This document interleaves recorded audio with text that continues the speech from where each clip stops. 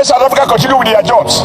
Then when we have this balance of madness, I believe there will be sanity, and we will kick our bilateral relationship in a manner that is a win-win. Right now, Nigeria trade deficit with South Africa. South Africa is the one benefiting.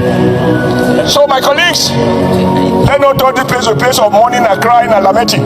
Let us bite in a manner that they will be the one begging. I so hold and I persuade my colleagues that when we come to prayers, making their jobs.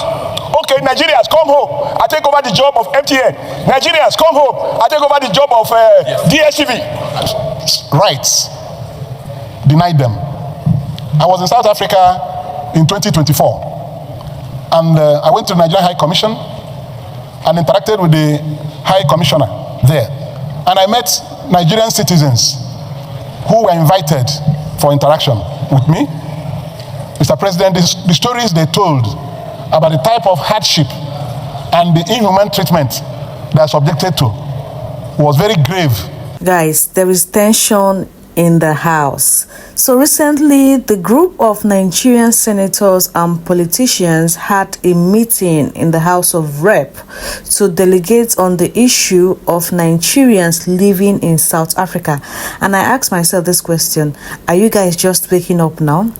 Nigerian government, are you guys just waking up to this incident that's happening to Nigerians in South Africa? Are you all just waking up right now? But they delegated on this issue and they said they are going to shut down all businesses of South Africans in Nigeria. Hey, Charlie, God, I beg you, Nigerians, Nigerian government, are you guys really sure you can do this? Let's watch the video to hear what Adams Oshomole, one of the representatives of Edo State constituency in the House of Representatives, talking about how they should pay South Africans in their own coins, like bite their teeth, bite their ears and throw it away. But let's watch the video. Nigeria, God, I beg. Let South Africa continue with their jobs. Then when we have this balance of madness, I believe there will be sanity, and we will kick our bilateral relationship in a manner that is a win-win. Right now, Nigeria trade deficit with South Africa.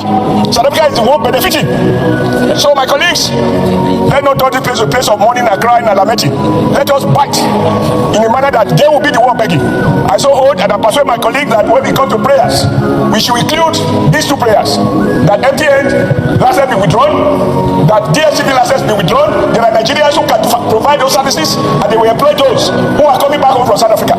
You bite me once, I bite you twice. I do not intend to repeat any of the statements that have been made very eloquently by all of those who have spoken. And their jobs. Okay, Nigerians, come home. I take over the job of MTN. Nigerians, come home. I take over the job of DSTV.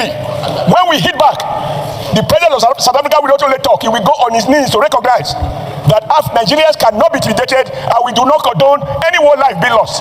If a crime has been committed under South African law, they have a right to bring any sort of person to justice. But to kill our people as if we are helpless, we are not. By the time we turn in the Eric Oshomole, I represent the people of Edo North.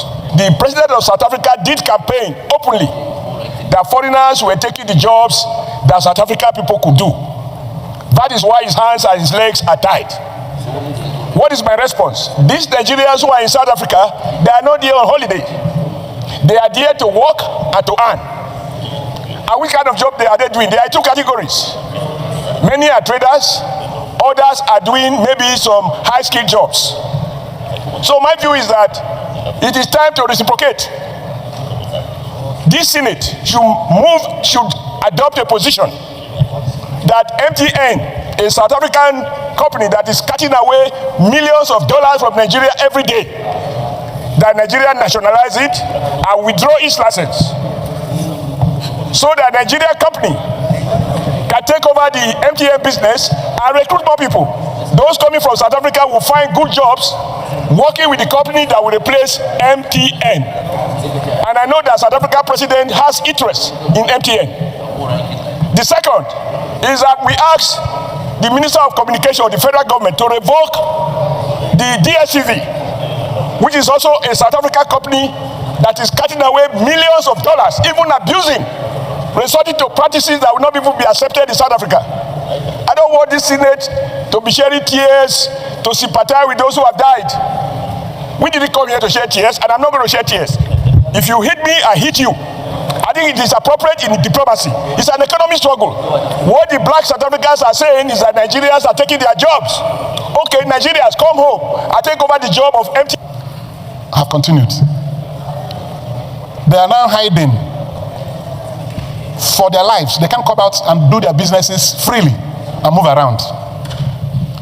Mr. President, this is a situation where people are paying good with evil.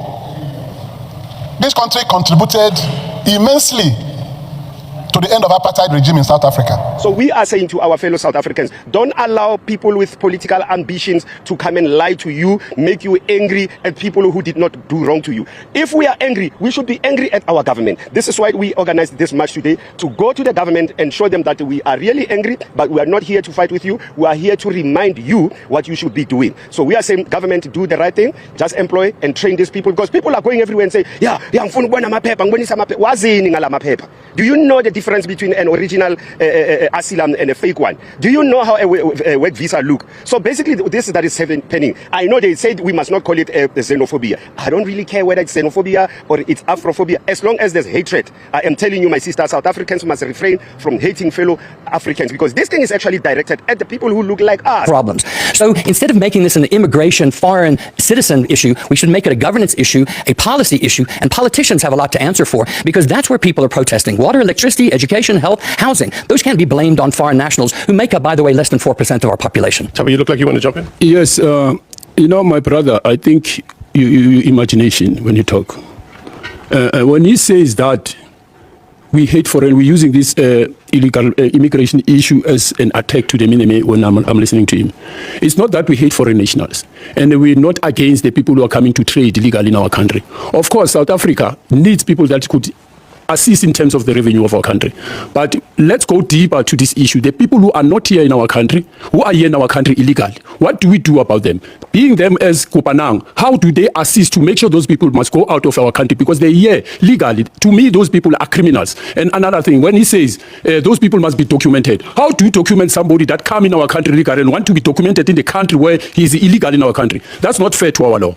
I want you to respond, then I'll move on. Sure. The first thing is to say that the fundamental problem of documentation crisis lies with the Department of Home Affairs. There's been a documentation crisis. The asylum seeker, for example, is tens of thousands of people. People who come in illegally come in because the actual legal avenues are not available to them. So if you close off the legal avenues and you say you have to wait 6 years in order for example, if you're a doctor, we have doctors here from West Africa who cannot work simply because of the red tape. So it's not just about your spaza shop owner or your person who's trying to take a low-paying job on a farm. We have very skilled individuals who cannot get to these kinds of things. That's a problem not of those individuals who are not here illegally, but are here because there's a documentation crisis in our own country. The second thing is what we have said as Kopanang. We have said this very clearly, that the way to deal with this problem is to deal with reforming our immigration system. You don't go and attack spaza shops. You don't go and beat up foreign nationals, which is what we saw on the other day. People being hit because they are Ghanaian, because they look something. That goes back to apartheid days, when we started judging people on the basis of what language they had, what skin color, and the way they looked. That's a very dangerous path to follow. So I'm glad to hear them say, that you're saying that you don't hate, because if we allow that hatred in the United States and Europe right now, people of color, people who are black, people who are there are being basically repressed simply because of the way they look. If we started becoming like that as South Africans, we go back to the past that we all fought for, and many of us many died for those freedoms. Deputy Minister, I'll come back to you, but let me get to Deputy Minister. Deputy Minister, talk to us about what you've just heard now. Is the system broken that needs to be... We don't know anything before. We don't know. Now don't carry on go. No Ghana man they sell anything for Nigeria. Now Nigeria they come from. Go and ask my name for Lagos. My name is Baba Ghana. Go for all their big markets. No one Ghana man they sell anything. You get money. Where is the money? You know how much is one shop over there? They don't fit stay there, that's why they come here. That about talk, it must be abolished. No foreigner can sell anything. Our retail businesses, nobody. They beat us for road. If you carry pop-off, area, they call something area boys. Area boys go beat you, kid. Agbero boys. Agbero. They go beat you. You not going to do anything. You know the shame. Crocodile. You know the shame. See your face. 50 years old crocodile. You know the shame. You go Nigeria, you go there, go chill yourself the intense. They even give you name, Baba Ghana. Because as you come back there, no nothing where you take come back. You come with empty hand. They even give you name. You should be lucky say they give you name Krampo. Because them no, they be somebody where anywhere you they come from, whether you be South African, you be Ghanaian, they love anyhow you do, whether you do anything for them. Who told you say the Ghanaians they don't have shops for Nigeria? They plenty where they get shops for Nigeria for them. Baba Ghana, that be the only thing where you take come back. Baba Ghana, nothing else where you take come back. But see where you did, they can't talk plenty, say they for demolish their shop. Human being, African mind, we wanna mind black past Satan in home. Wanna mind black past Satan in home. Baba Ghana, a friend was saying, Aburu, they beat somebody where they take puff. That be the only experience where you go get for there. People they build house, they buy cars. Only somebody where they beat somebody where they carry puff, and somebody where you need the Baba Ghana. That the only thing where you go learn for nothing. As you come here, put shop, you know go feel rent shop for here. Shop where they rent for Ghana here. You yourself, you know go feel rent some. But see where you did. They protest it for good. Hey. Human being, I don't understand, but when I mind. Nigerian government, it is a good thing that you guys are standing up right now and speaking up for your own people in Nigeria. But I want to ask you guys this question. It's long overdue. When Nigerians wanted you guys to stand up for them, you guys did not. So now, because the Ghana government decided to stand up for its citizens and it is trading all over the internet, you guys decide to deliberate on this issue in the House of Representatives. And I'm not saying you guys have not done well. You have done well. At least we commend you for this.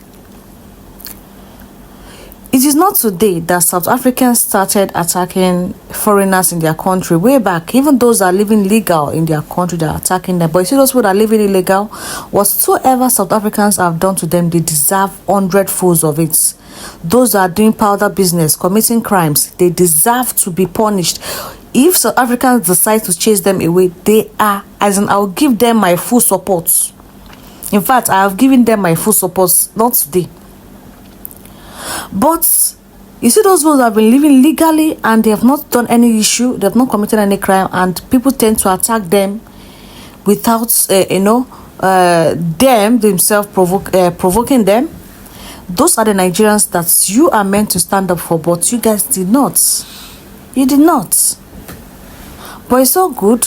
I just hope you guys maintain this same energy. Just keep maintaining this same energy, because you have to be protecting your citizens no matter what.